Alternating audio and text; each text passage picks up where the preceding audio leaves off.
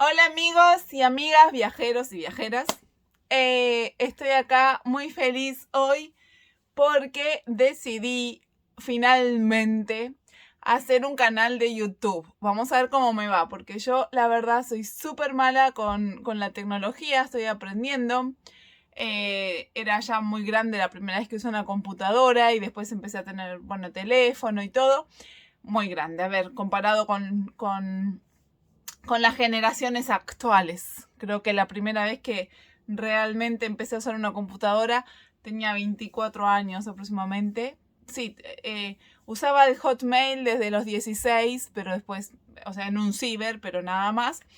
Así que es como que un poco tarde con eso. Y con la maternidad tampoco es que me queda mucho tiempo, más trabajar, más, como les he contado, voluntariado. Entonces voy más lento que todo el mundo, ¿no? Pero muchas personas me han dicho que tenía que tener un canal de YouTube para contar las historias y demás.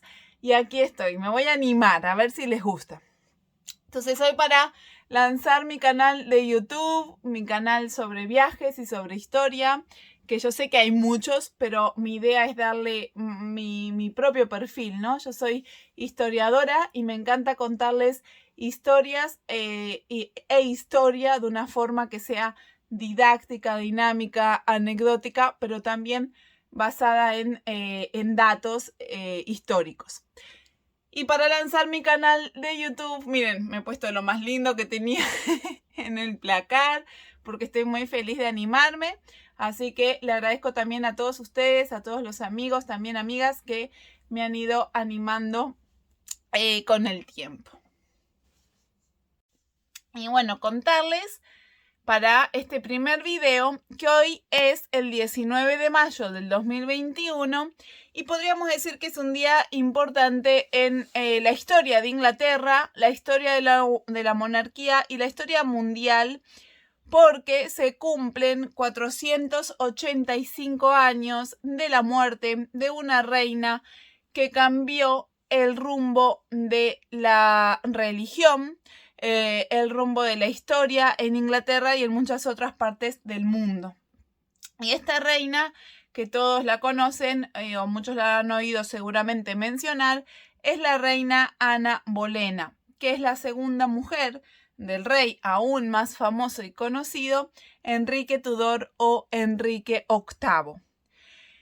Pero para meternos en contexto de lo que estamos hablando, de lo que estamos contando, vamos a hacer un viaje en el tiempo. Yo no les digo que cierren los ojos porque si no, no van a poder ver las imágenes que les voy a mostrar. Pero vamos a intentar remontarnos al siglo XVI, al año 1536. El rey en el trono se llama el rey Enrique Tudor o Enrique VIII. Enrique Tudor no estaba inicialmente destinado a ser rey. El rey iba a ser su hermano mayor, Arturo. Ambos, Arturo y Enrique, eran hijos del rey Enrique VII Tudor. Bueno, en este siglo XVI, Inglaterra era una de las cortes más grandes, de los reinados más grandes de Europa, junto con España y con Francia. El rey Fernando de Aragón y su mujer Isabel de Castilla, Isabel I de Castilla o Fernando II de Aragón, más conocidos como los Reyes Católicos, habían prometido a su hija Catalina, que en ese momento tenía 2 años de edad, al heredero, al trono de la corona británica, que era el príncipe Arturo, que entonces tenía 1 año de edad, con la idea de unir a estas 2 cortes, la corte española y la corte inglesa, para crear también un reinado y unas alianzas fuertes contra el reinado de Francia. El siglo XVI políticamente es clave en la historia para las cortes europeas porque es el siglo de la conquista y de la colonización de los llamados nuevos mundos. Entonces, era importante para ellos unirse, no solamente para incrementar su poder, sino para también disminuir cualquier posible amenaza de otros reinados contra ellos, hacer más grandes, tener más ejército, más dinero, más tierras, entonces estaban de alguna manera más seguros, más protegidos frente a la amenaza de otros reinos. La idea era crear esta alianza anglo-española contra Francia, que era, pues como les contaba, muy poderosa. Se casaron cuando tenían 15 años Arturo, el príncipe Arturo de Inglaterra, y 16 años Catalina de Aragón. Lamentablemente para Catalina, Arturo moriría 20 semanas después de casarse. Se casaron en 1501 y Arturo moriría 20 semanas después. Al día de hoy todavía no se sabe de qué murió Arturo. Se cree de una infección, posiblemente también de algún tipo de gripe, pero no está comprobado al día de hoy de qué murió el príncipe Arturo. La solución que se encuentra a la muerte de Arturo, porque ¿qué pasa? Arturo y Catalina no habían tenido niños, entonces la unión entre los reinados de España y de Inglaterra no estaban conformados completamente. Un niño es como la conjunción de alguna manera de esos dos reinados y lo que garantizaba la prosperidad del reinado, pero no habían tenido ningún niño, así que nuevamente esa unión no era segura y se podría disolver en cualquier momento. Así que la solución que se encuentra es casar a Catalina con el heredero al trono, con el hermano de Arturo, que sería Enrique VIII, que entonces sería el cuñado de Catalina inicialmente, y Enrique va a heredar corona, va a heredar los títulos de su hermano y va a heredar a su mujer, ¿no? A la mujer de Arturo como su propia mujer. Bueno, lo único que teníamos un problema político religioso para poder casar a Catalina con Enrique. Y es que Catalina, para poder casarse con Enrique, tenía que ser, adivinen, virgen, para certificar que ese casamiento era nulo, ¿no? Porque no habían consumado. Catalina y Arturo estuvieron casados durante 20 semanas y Catalina aseguró al Papa y a las autoridades de la época que nunca había consumado con su esposo, ni siquiera la primera noche, la noche de bodas, después de haberse casado. Así que el Papa les brindó una bula papal. Una bula papal es un documento certificando algo, en este caso la nulidad y la disolución del matrimonio entre Catalina y el difunto esposo Arturo. El nombre de bula papal viene por bula, bola, balón en latín, porque los documentos de las bulas papales del Papa, la bula papal, perdón, se sellaba con plomo y ese plomo tenía una forma redonda. Entonces de ahí viene el nombre de bula, balón, bola papal al documento en sí mismo. Así que se disuelve el matrimonio entre Arturo y Catalina y ahora sí el rey Enrique VIII podría casarse con ella. Se van a casar en 1509, que es el año. Se casaron en 1509, que es el año en el que muere Enrique VII, el papá de Enrique VIII, y Enrique obtiene la corona de Inglaterra y es el año en el que se casa con Catalina de Aragón. Enrique tenía una obsesión y es tener un hijo varón. Él quería un varón para que continuara en el futuro con la dinastía de los Tudor y también porque en la época si una mujer ascendía al trono era fuertemente cuestionado su poder de gobernar como monarca, porque una mujer, por ejemplo, no sabía, no se le enseñaba a portar armas, a usar armas, entonces se consideraba que no iba a poder defender en este caso a sus súbditos, a sus reinados. Así que Enrique quería tener un niño varón y se va convirtiendo con el tiempo en una obsesión. Entre 1510 y 1518, Catalina y Enrique tienen 7 hijos o 7 embarazos. De esos 7, solamente uno va a triunfar. Un embarazo va a dar a luz a un bebé rozagante, en buen estado de salud, pero era una niña llamada María Tudor. Aparte de María, Catalina sufrió una cantidad de abortos espontáneos y 2 bebés que nacieron, varones, los 2 llamados Enrique, los 2 con el mismo nombre y los mismos títulos, fallecieron antes de cumplir 1 mes y 2 meses respectivamente de edad. Así que poco a poco el rey va perdiendo interés en Catalina, considerando que Catalina no será nunca capaz de darle un hijo varón. Y van a comenzar también todas las especulaciones en la cabeza del rey. No olvidemos que estamos en una época completamente de creencias religiosas, donde muchas cosas se atribuían a cuestiones religiosas. Y él va, por ejemplo, a pensar que Dios lo está castigando por haberse casado con la mujer de su hermano. Así que eso, de su hermano fallecido, además, entonces eso va a ir haciendo que el rechazo hacia Catalina sea cada vez mayor. En 1526, cuando Catalina ya tenía 41 años de edad, al rey le quedó claro que Catalina no le iba a dar el niño varón que él tanto anhelaba. Y entonces comenzó a interesarse en otras mujeres.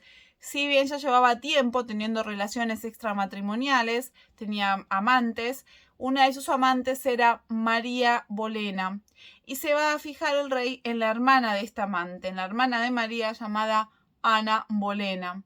Ana era una mujer muy inteligente, con muy buena educación, muy ambiciosa, y ella va a decirle al rey que si quiere algo con ella realmente a futuro, la tendrá que hacer reina. Hacerla reina era imposible, porque para hacerla reina a Ana tenía que separarse primero de Catalina. El rey le va a pedir a Catalina, le va a pedir al Papa la disolución del matrimonio de Catalina, y el Papa se la va a rechazar. El Papa es el que tiene que garantizar más que nadie más que se respeten las leyes del catolicismo, y en el catolicismo el divorcio no está permitido. Además, el Papa tenía una relación de poder estrecha con el sobrino de Catalina llamado Carlos V, y también había tenido siempre una relación estrecha de poder financiera con los reyes católicos. Y a esta altura ya sabíamos que Catalina naturalmente no era virgen, así que para el Papa era impensable la disolución de este matrimonio. El rey Enrique VIII, que entonces no podía conformar una familia como él quería con Ana Bolena, empieza a entrar en un círculo de obsesión por Ana y decide realmente insistir con la Iglesia Católica para poder separarse de Catalina, y le es denegado. Finalmente, en el año 1533, el rey decide casarse en Inglaterra, de todos modos, con Ana Bolena. Los va a casar el arzobispo de Canterbury, Cranmer, y es así como va a él mismo anular el matrimonio con Catalina. A Catalina la abandona. Catalina tenía cáncer, morirá unos años después. Considera a su hija, la hija que tuvo con Catalina, a María Tudor, ilegítima, y va a comenzar su proceso de separación de la Iglesia Católica.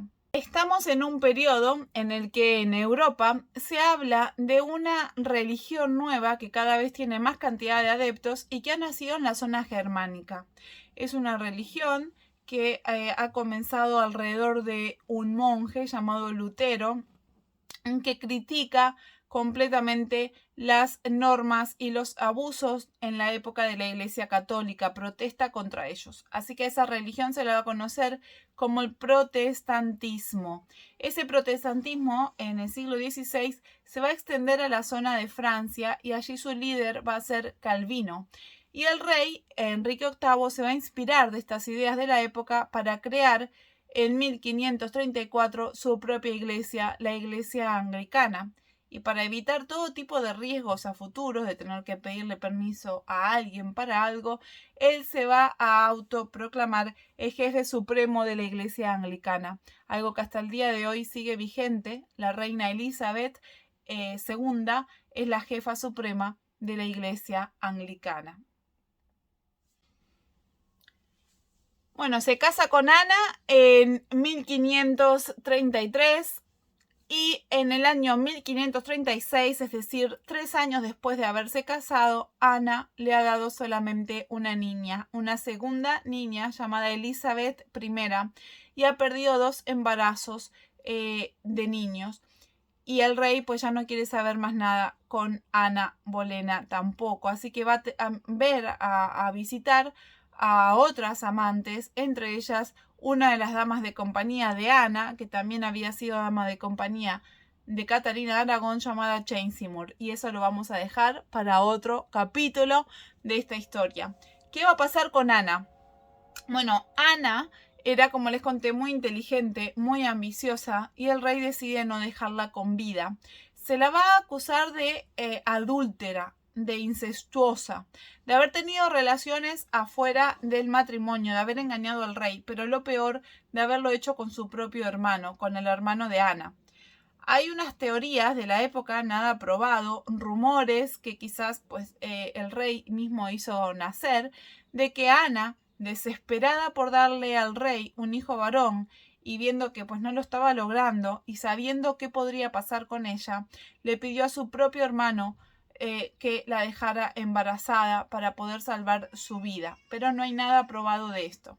El rey la va a acusar de incestuosa y el 19 de mayo de 1536 va a ordenar su muerte, su decapitación en la Torre de Londres. Se cuenta que Ana, antes de morir, se veía muy positiva, tranquila, y que incluso le dijo a quien la iría a decapitar, le dijo que lo podría hacer de forma fácil porque ella tenía un cuellito muy pequeñito. Y se lo dijo también a el cura con el que se confesó justamente antes de morir. Esto ocurrió en la Torre de Londres, un lugar que hoy en día pueden visitar, y es allí mismo donde Ana Bolena está sepultada, así que pueden visitar su tumba. Hay personas muy supersticiosas en Inglaterra y bueno, y a lo largo del mundo, pero hay quienes dicen que han visto el fantasma de Ana Bolena en la Torre de Londres y de muchos otros más, porque la verdad es que un capítulo aparte para todas las cosas trágicas que han pasado en la Torre de Londres. Ana tenía aproximadamente 35 años al momento de su muerte, y digo aproximadamente porque no está muy claro, no es muy seguro el año de su nacimiento. Pero bueno, quería contarles, porque todo el mundo ha oído alguna vez hablar de Ana Bolena, que se han cumplido 485 años de su muerte en la Torre de Londres, y que ha sido esta reina que ha hecho que un rey cambie el rumbo de la historia. En realidad, por supuesto, fue la decisión del rey, pero fue para poder casarse con Ana Bolena, y así nació la iglesia anglicana, la iglesia de Inglaterra, que hasta el día de hoy tenemos y de la cual la reina actual es la jefa. Espero que les haya gustado este video, que hayan aprendido cosas, que lo hayan pasado bien viéndolo, que le den me gusta, compartir. Y este es el primer video de muchos, así que de a poco les iré haciendo. Me pueden contar en comentarios qué es lo que más les gusta, de qué les gustaría saber más, y pues yo en la medida de lo posible les iré contando todas estas cosas de la historia, no solamente de Inglaterra. A mí me interesa la historia mundial, así que encantada de preparárselos. Les mando un abrazo enorme a todos y que tengan un muy buen día. Por favor, apoyen mi trabajo, que me lleva también tiempo hacerlo, dando me gusta, compartir y suscribiéndose. Besos para todos.